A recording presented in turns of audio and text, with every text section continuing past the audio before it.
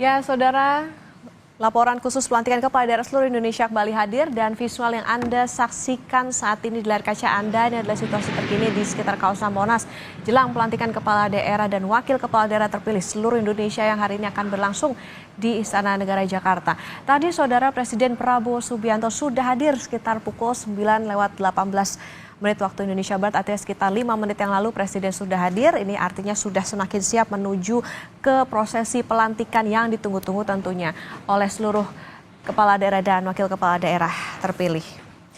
Dan kita akan sapa jurnalis Kompas TV, Tifal Solesa yang saat ini berada di Istana Kepresiden bersama dengan juru kamera Anggi Mendarwan. Tifal, selamat pagi. Saat ini yang sedang berlangsung di Istana seperti apa? Kalau tadi beberapa menit lalu Presiden Prabowo Subianto juga sudah tiba di Istana, Tifal.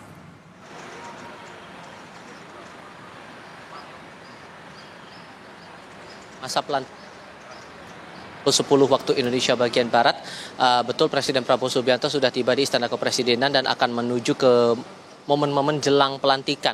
Beberapa hal yang perlu saya jelaskan adalah begini, tadi di awal sebelum sesi persiapan akhir ini dilakukan di Kompleks Istana Kepresidenan, sudah ada beberapa tamu undangan yang datang ke sini untuk mengikuti rangkaian pelantikan 481 kepala daerah, baik itu di level gubernur, bupati maupun juga wali kota di seluruh Indonesia. Tamu yang paling tampak terlihat adalah jajaran ketua DPRD di seluruh Indonesia, baik itu di tingkat provinsi, kabupaten maupun kota.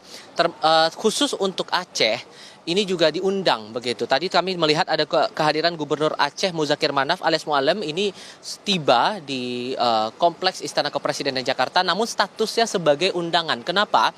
Karena Mualem ini sudah dilantik sebagai gubernur di Aceh pada tanggal 12 Februari lalu dan disusul kemudian di rentang tanggal 13 hingga 18 Februari 2025 adalah giliran dari bupati dan juga wali kota di Provinsi Aceh itu sendiri. Sehingga mereka baik itu Gubernur Aceh maupun juga jajaran bupati dan wali kota di Provinsi Aceh statusnya sebagai undangan dalam acara ini. Itu pun juga sudah ditekankan dalam runutan acara yang kami terima dari pihak Istana Kepresidenan bahwa yang tidak atau yang tidak dilantik hari ini adalah Gubernur Aceh dan juga jajaran bupati wali kota yang sudah dilantik lebih dulu di Provinsi Aceh dalam rentang tadi yang saya jelaskan di tanggal 13 hingga tanggal 18 Februari 2025.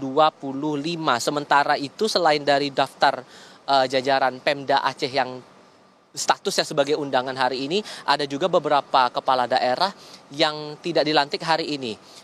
Beberapa kepala daerah tersebut adalah dua pimpinan di tingkat kabupaten kota, yakni di Kabupaten Bangka serta Kota Pangkal Pinang yang tidak dilantik pada hari ini, mengingat kondisi di dua provinsi tersebut atau di dua daerah tersebut masih dalam proses pemungutan suara ulang karena yang menang di daerah tersebut dalam proses pilkada serentak waktu itu adalah kotak kosong. Sehingga tadi proses yang berlangsung ini tidak seluruh daerah yang mengikuti pilkada serentak di tahun 2024 lalu pada 27 November 2024 ini tidak dilantik seluruhnya karena ada beberapa hal, termasuk ada 40 daerah juga yang masih berstatus sengketa atas hasil pemilihan kepala daerah di Mahkamah Konstitusi sampai dengan saat ini.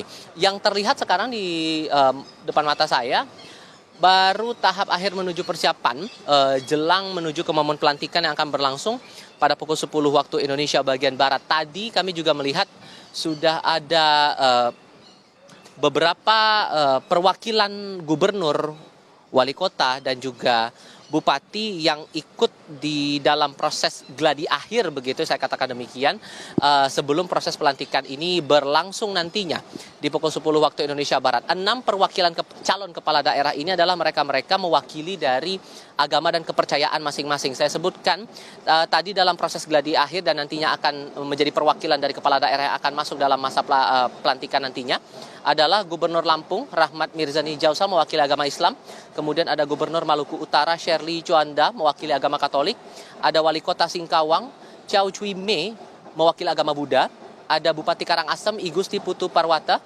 mewakili agama Hindu, kemudian Wali Kota Manado Andri Anggo mewakili Konghucu, dan Bupati Merauke Joseph P. Gebze mewakili Kristen Protestan.